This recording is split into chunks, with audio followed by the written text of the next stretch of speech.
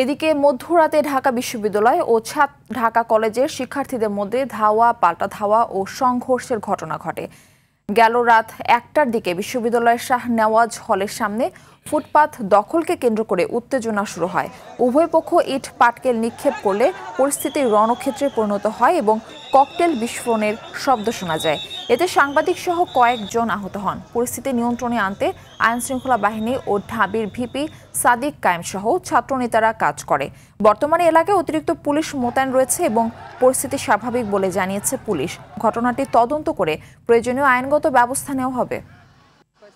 আমরা দাঁড়ায় আছি, মিটমাট করতে কথা বলতেছি, ওরা হচ্ছে 50 থেকে 60 জন নিয়ে আসছে, নিয়ে সাথে সাথে হচ্ছে আপনার কাজ ছুড়ে মারা শুরু করছে আর কি। যখনই ওইখান থেকে মানে ইট পাটকেল ছুটছে ঢাকা কলেজের ছেলেরা, সেই মুহূর্তে পুলিশ মাঝখানে আসছে, কিন্তু তারা যদি আগে থেকে এখানে থাকতো এটা হয়তো হইতো না। ঢাকা ভার্সিটির শাহ নেওয়াজ হলের সামনে ফুটে দোকান বসানোকে কেন্দ্র করে আসলে এই সংঘর্ষের সূত্রপাত হয়েছে। ঢাকা কলেজ এবং ঢাকা ভার্সিটির স্টুডেন্টদের মাঝে ধাওয়া পাল্টা ধাওয়া হয়েছে। আর পরিস্থিতি নিয়ন্ত্রণে আমাদের পুলিশের পক্ষ থেকে পর্যাপ্ত সংখ্যক অতিরিক্ত ফোর্স মোতায়েন করা হয়েছে। আমরা বিষয়টি আরও খতিয়ে দেখব যে আসলে কি ঘটেছে এবং যদি এখানে কোনো আইনগত ব্যবস্থা নেওয়ার প্রয়োজন হয় আমাদের পক্ষ থেকে আমরা সেটা নেব।